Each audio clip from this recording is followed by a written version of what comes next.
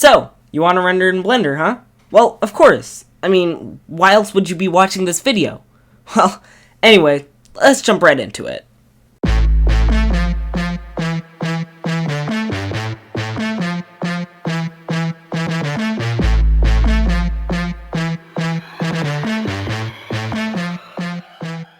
So, to get started, we're going to head over to this website called MOCbricks, mocabricks.com. There, you'll want to go into the workshop. Well, first you'll want to set up an account with them. It's completely free. Then once you have that all set up, you'll want to head over to the workshop. It'll usually be up here, but since I'm in the workshop already, it's not up there. You will want to, MOCbricks, on MOCbricks you can render, you can build things, all of that in MOCbricks on this website. But personally, I don't like building in MOCbricks. I do not like the controls. Bricklink Studio or Studio, however you pronounce it. Maybe leave a comment saying how you pronounce it. I would love to, written out. Yeah, leave a comment if you pronounce it Studio or Stud.io. Well, let's continue. So, yeah, personally I don't like the controls in MOCbricks, but I use it anyway because I have a little trick. And it's not really a trick. If you go up here in the workshop to File, you can say Import, and then here it says MOCbricks, you'll click that, and here it says LDraw. And you can actually import the IO files into MOCbricks, which is really helpful because you don't have to build in MOCbricks. You can still build in Studio or Stud.io, however you want to pronounce it. You can build it there and then put it into MOCbricks. MOCbricks also has some other little features, like where you can sort of like Part Designer by Bricklink, but not really, where you can add decals. I did all these decals myself, along with up here, Superbricks, now on YouTube. It also says now on YouTube down there. So yeah, I also put Rebrickable right here, Rebrickable's logo, just because, yeah, whenever I do these, I always like putting Rebrickable on the cars. So first thing we want to do is, go to MOCbricks, set up the account, put in your IO file, fix some stuff, because sometimes some stuff gets kind of messed up. But then, when that's all done, you'll want to go over to File and say Export. Here, for Format, you'll want to click Blender Add-on, ZMBX. Now, you will need an account to export, but I have the account already, so I'll just hit Export. And you'll see it exported. And then also, to actually be able to put it into Blender, you'll need one of these, either the Blender Lite or the Blender Advanced. Currently, I'm actually using the Blender Advanced because it just makes things a little better, but the Blender Lite is what I used for all of my Blender renders up to my little Liberty Walk LB40, like the little AutoZam AZ1. I'll probably put a picture up on the screen of it. So yeah, then that was the first one that I used, the Blender Advanced, but that only really adds some fingerprints and adds some emission that you can add to the transparent stuff. But yeah, so either one of those, you'll want to download that. You'll want to either buy or download it. And how you import them in Blender would be you go to Edit, Preferences, and then here you'd say Install, and then you'd click on the zipped file and import them. And also, if you want to, more like in-depth video on how to add add-ons, then you can probably find like another YouTube video on that. So I won't be going too deep into that right now. So what I will be showing you is how I render. So we are in Blender now. I am using Blender 3.314. It's 3.3.14.0 or something like that. And now you can use 4. There's nothing wrong with that. I just use some add-ons that I don't think they work with 4. I'm not sure. I might have to check again. But yeah, that's just the version that I'm using. So, the first thing that you want to do is hit A, which selects all. Little tip. A selects all. And press X. That's how you delete things in Blender. You press X. So if you're pressing backspace or delete or something, that's... Actually, I don't know about delete. I don't know about the delete button on a laptop. Well, yeah. But yeah, X. You'll want to hit X, and that will delete what you have there. Then you'll go to File, Import, MechaBricks, the .zmbx. This will only show up if you have the... if you have one of those add-ons that I was saying by MechaBricks. So you click that, and then I have it under my downloads page, and I did this twice now. Well, yeah. Oops, I have this twice. Well, I'll select either one. I'll select that one. And there we go. So, now you might be looking at it like, ooh, yeah, we have it in Blender now. And you zoom out and it's like, wait, what? So, that would be the clipping, I believe is what it's called. And, yeah, the clipping. The view. So, what you'll want to do is hit N and opens this little side menu. If you can't do that, then there's this little arrow here that opens it as well. But for me, I personally use just click N. It's kind of easy. And you'll want to go down to this View tab and just add an extra 0 to make that 1,000 meters to 10,000 meters.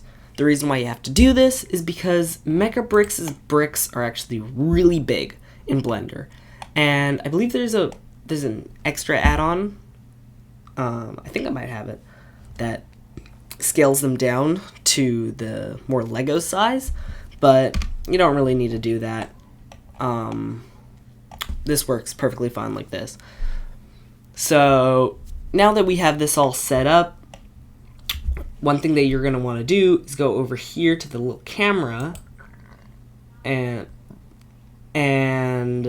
where it says render engine, Eevee, it says Eevee, that's one of the rendering engines. Not actually sure how you pronounce that. It's either Eevee or Eve, I'm not sure. You'll click on that and then you'll see this one that says cycles. That's the one you want.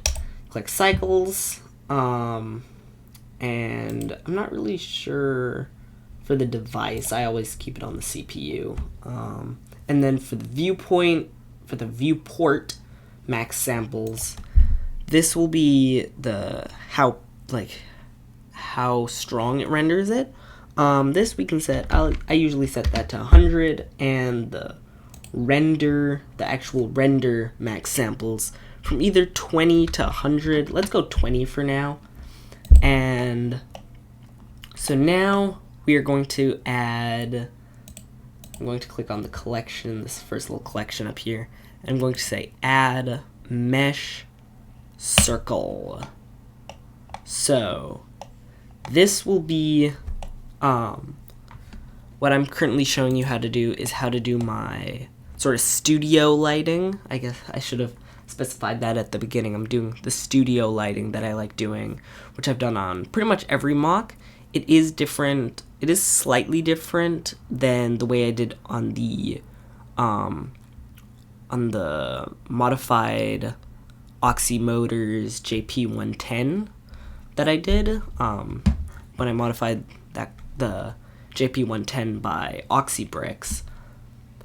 But yeah, so this will be the black background, which I use on most of my other MOCs, and I actually asked what was better, the gray background or the black background on one of my workbenches on Rebrickable, and they said the black background was better. So I'm doing the black background.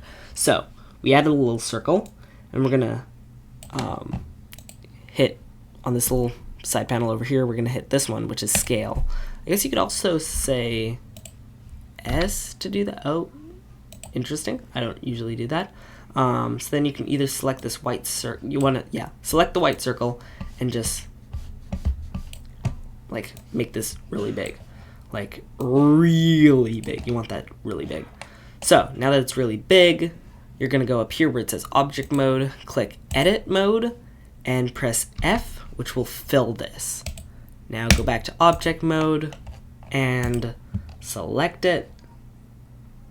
Select the material properties down here, and let's just add a new material. Now here, where it says base color, we're going to click where it's white here. We're just going to make that black. And now we're going to, this is what I like to do when rendering. I'll go over to this animation tab over here. And though we are not animating anything, it's still, I think, better to do it like this, because then over here I can see what the finished render will look like, and over here what the what I just see like this. But before we go any further, I'm actually just going to jump back over to layout. Before we go any further, let's add some lighting. So we're going to add light, and area. And now we're going to lift this up. Let's see, I'll move it right about here and go to the top view. Oop. And over here you can say size, and you can make that bigger. And then once it's if you can grab it, then you can actually sort of select this and make it even bigger, which is pretty fun. So I'm just gonna make it about that big. Let's make it 750. I don't know, I'm just doing this as I go. I usually just tweak it a bit for every MOC I do. So now that it's like that, we have lighting, we have everything. Let's go over back into our animation tab, and we can click right up here, viewport shading. So that is going to show what the render will look like. So we're going to click that, and depending on your computer and depending on your viewport max sampling, depends on how long this will show up. For me, I have a pretty fast computer that I'm doing this with, so you can see it's already up.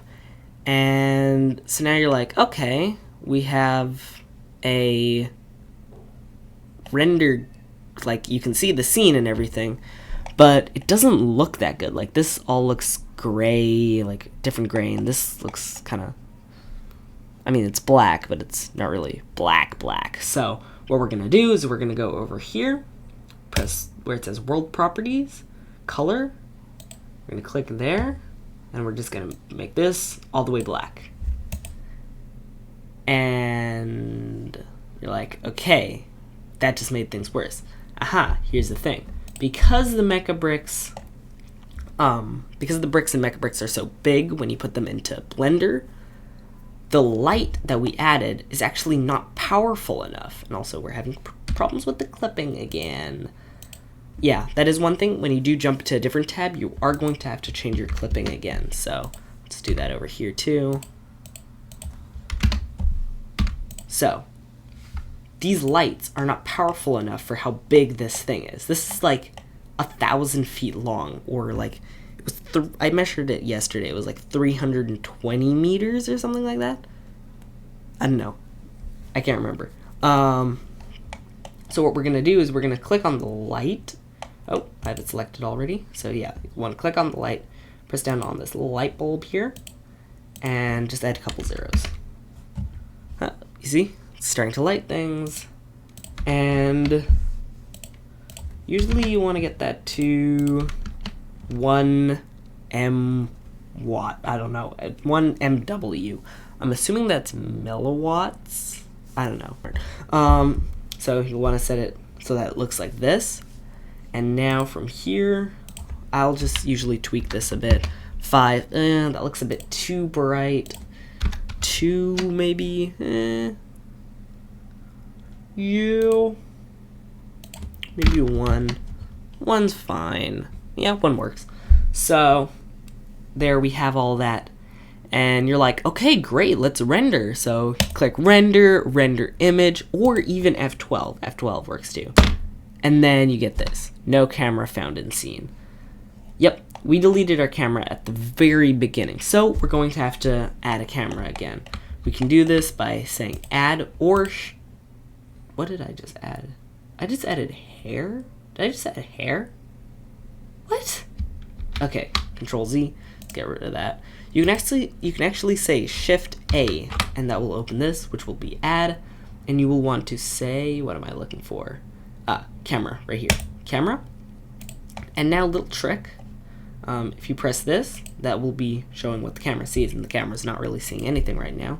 So what we're gonna do is we're gonna say Control-Alt-0, and that makes the camera go to our view here. But it's kind of not, it's not really looking so good. I'm gonna click this.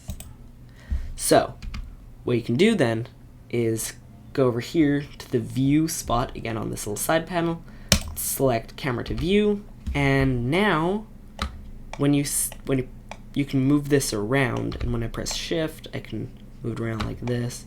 Well, I'm using a mouse right now. It's kind of one of my essential things. So on the little scrolling, I don't even know what that part's called, like the little scrolling button on it, that's what I'm using to move around. So I'll position that about there. That looks good. But you can see here it's kind of cut off, so that's again with the clipping going on. And we'll just go over here under the camera, we're going to say 10,000 again, and it looks great, perfectly seamless. And yeah, so now we can render. And for the people out there using the MOC Advanced, you can go over here to the MOC tab, and here you can adjust your scratches and stuff. Let's see, I'm going to just adjust these real quick.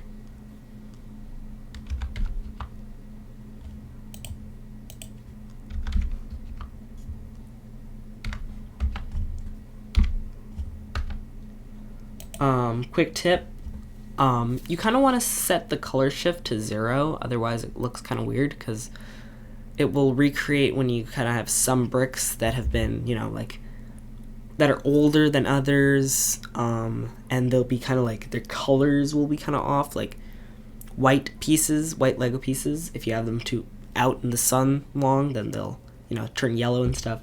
So yeah, I like turning that to 0 because it makes the black change colors, and it's kind of weird because I've never seen a black that's not black, like a gray black piece. And yeah, it does look kind of funny here, but that's only because of the light. So now that this is all done, we can go over to render or press F12. You can say render image. Click that, and boom, here.